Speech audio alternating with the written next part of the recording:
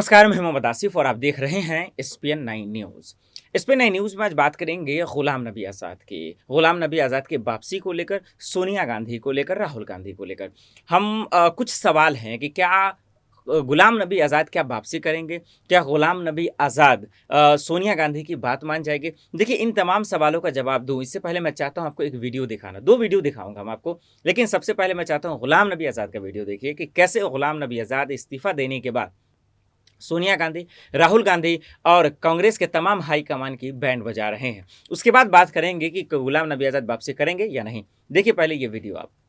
कि उस स्पीच की कंटेंट्स पढ़े जो स्पीच मोदी साहब ने की, उसने मेरे लिए नहीं लोया कि गुलाम नबी जाएगा हाउस से तो मेरा खाना हजम नहीं होगा। उसने एक घटना के बारे में बात की। शुक्र करिए, मैं मोदी साहब को समझता था बड़ा क्रूड आदमी है, शादी नहीं की है, बच्चे नहीं है, बीवी है, तो इसको कोई परवाह नहीं होगा। लेकिन कम से कम इंसानियत तो उसने दिखाई।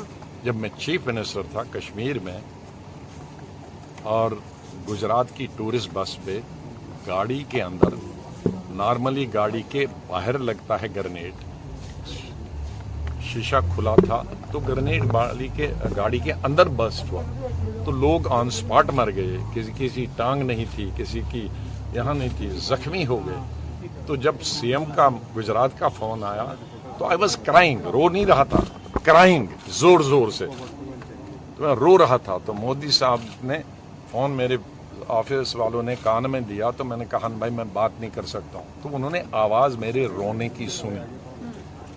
तो फिर मैंने उनको यही कोई कहा तुम उनको बताओ मैं अभी बात नहीं कर सकता, मुझे पहले इनकी टांगें बाजू जमा करने दो, अस्पताल में इनकी स्टिचिंग करने हैं, जो बच्चे हैं उनको इलाज करना है, जख्मी हुए हैं। फिर दिन भर वो किया। फिर पीएम दिन भर, सीएम दिन भर फोन करते थे कितने मरे, कितने जख्मी होंगे, कैसे भेज रहे हो। पीएम से मैंने जब फोन किया कि मुझे 2 जहाज चाहिए, एक में जख्मी भेजने हैं और एक में मुझे जिंदा ये लाशें भेजनी।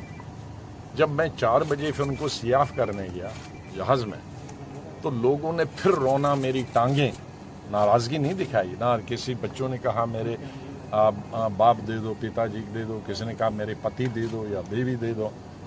तो मैं फिर फूट के रोया, जो किसी की टेलीविजन ने दिखाया भी है। फिर उस वक्त पीएम ने आया, ये सीएम गुजरात का फोन आया, अरे स्टार्ट हो गया। मैं बोल नहीं सकता, उसी चौक में मैं जब रहा था तब देखा। उसको देखकर उन्होंने किया तो ये कौन सी बुरी बात, ये मेरे लिए नहीं। मैं कोई किराएदार नहीं हूँ कि ये मैं यहाँ से चला जाऊंगा।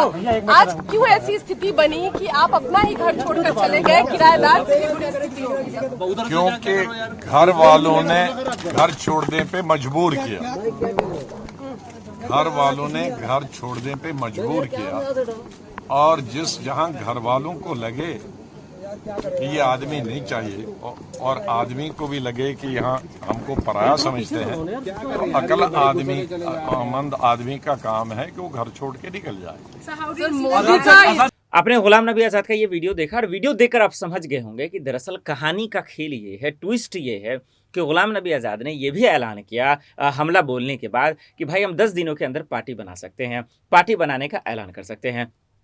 अब इससे वक्त रहते हुए क्या सोनिया गांधी उनको मनाने के लिए जाएंगे? क्या सोनिया गांधी कोशिश करेंगे?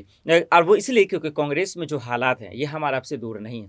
लेकिन इसके बाद सचिन पायलट अध्यक्ष पद को लेकर और साथ ही साथ गुलाम नबी आज़ाद को लेकर देखिए क्या कुछ कह रहे हैं, ये भी जानना आप दर्शकों के लिए बेहद जरूरी है। तो चलिए आगे चर्चा करें कि क्या कुछ होगा, नहीं होगा, वो वापसी करेंगे कि नहीं। पहले देखिए सचिन पायलट क्या कुछ कह रहे हैं। क्या युवाओं का मुंह भंग हो रहा है पार्टी से?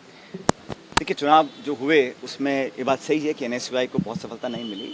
इस पर भी हम लोगों को चिंता करनी चाहिए कि कहाँ कमी रही, कैंडिडेट सिलेक्शन में, प्रचार में, या अपनी सरकार की कामयाबियों को, हमारे 4 साल के लगभग कार्यकाल को जनता के सामने हम कैसे लेकर गए या नहीं गए। तो नौजवान, देखो, इस प्रदेश का बहुत बड़ा हिस्सा है मतदाताओं का और देश में भी। तो नौजवानों की जो भावनाएँ हैं, उनकी जो सोच है, उनकी जो उम्मीदें हैं, उनकी जो अपेक्षा है हम लोगों से, उसको हम कैसे पूरा कर पाएंगे। क्योंकि लगभग 14 मेरे ख्याल जगह चुनाव हुए थे, वहाँ सफलता नहीं मिली। वे एक निश्चित रूप से इस पर पार्टी को भी और छात्र संघ का जो हमारा संगठन है उसको भी चिंता करनी चाहिए कि ऐसा परिणाम क्यों आए, क्योंकि शायद पहली बार ये बहुत सालों के बाद ऐसा हुआ कि हम लोग कोई भी यूनिवर्सिटी का चुनाव नहीं जीत पाए। लेकिन जैसा मैंने कहा, युवा इस देश की आने वाले भविष्य की एक उम्मीद है और उन युवाओं की सोच के अनुरूप हम लोगों को काम करना चाहिए, संगठन को भी, सरकार को भी। अभी भारत के गृह मंत्री राजस्थान आ रहे हैं, मैंने अखबार में पढ़ा आज, जोधपुर आ रहे हैं, कोई पॉलिटिकल प्रोग्राम होगा उनका। लेकिन सवाल ये है कि जिस मुद्दे को लेकर प्रधानमंत्री जी अपने आप को कमिट कर चुके हैं, जो ERCP का प्रोजेक्ट है, 12-13 जिलों के अंदर पानी की समस्या को हमेशा के लिए समाप्त करने का एक बहुत महत्वाकांक्षी योजना जो भाजपा सरकार ने बनाई थी, उसको आगे ले जाने के लिए केंद्र सरकार ने जो अपने हाथ खींचे हैं वो कहीं ना कहीं एक्सपोज होंगे। उनके खुद के नेता इस बात को डिमांड कर रहे हैं, लेकिन केंद्र सरकार जानती है कि ऐसा करने से कांग्रेस को राजनीतिक लाभ होगा, इसलिए अपनी खुद की कही हुई बातों को कर रहे हैं। और जो कमिटमेंट था एक राष्ट्रीय योजना घोषित करने का, उसको भाजपा सरकार नहीं करी। मैं उम्मीद करता हूँ 10 तारीख को जब गृह मंत्री आएंगे तो वो उस ERCP को एक राष्ट्रीय परियोजना घोषित करेंगे, ऐसा हम उम्मीद करते हैं। बाकी तो आप आएँ, भाषण दें, अपनी पार्टी का कार्यक्रम करते हैं, कोई दिक्कत नहीं है, लेकिन जो आपके प्रधानमंत्री जी ने कमिटमेंट राजस्थान की जमीन पे किया था उसको आप झुटला रहे हैं, उससे पीछे हट रहे हैं। ये बदनीयत मैं समझता हूँ जनता बर्दाश्त नहीं करेगी। तो 10 तारीख को जोधपुर जब गृह मंत्री जी आएंगे, मैं उम्मीद करता हूँ कि वो ERCP को एक राष्ट्रीय घोषणा घोषित करेंगे, क्योंकि ये जनता की मांग है, उसमें कोई पॉलिटिक्स नहीं है। इसमें 13 जिले जो हैं उन लोगों की जो प्यास है, जमीन की जो प्यास है, लोगों की प्यास है, वो हमेशा के लिए मिट सकती है।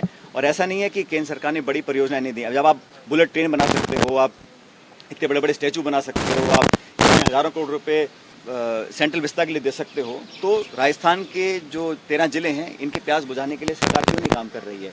और जिस गाय के नाम पर इतनी राजनीति बीजेपी करती है, आज लंपी बीमारी जो है पूरे प्रदेश में और अन्य राज्यों में फैल चुकी है, उसको भी इनको एक राष्ट्रीय आपदा घोषित करना चाहिए। जब गाय मर रही हैं तड़प के, केंद्र सरकार मदद नहीं कर पा रही है, राज्य सरकार पूरे संसाधन झोंके हुए है, फिर भी पर्याप्त मदद नहीं मिल पा रही है, तो एक राष्ट्रीय आपदा को घोषित करना चाहिए ताकि गौ माता। दोनों वीडियो आपने देखा। दोनों वीडियो को देखकर आप समझ गए होंगे कि दरअसल कांग्रेस में हो ये रहा है, वरिष्ठ नेताओं की जाने की वजह ये है, या तो वो अपनी राजनीति रोटियां सेकने के लिए जा रहे हैं या राजनीति चमकाने के लिए जा रहे हैं, और दूसरा ये कि अब कोशिश भी नहीं कर रहा है कांग्रेस का नेता, जो नेता जा रहे हैं उनको मनाने की, उनकी बात सुनने की। और यही अगर चलता रहा तो आने वाले वक्त में वाकई में कांग्रेस का हाल बद से बदतर हो जाएगा। देखना ये होगा कि क्या अगर वो पार्टी का ऐलान कर देती हैं तो इससे कांग्रेस को कितना फ़ायदा, कितना नुकसान होता है जम्मू कश्मीर में।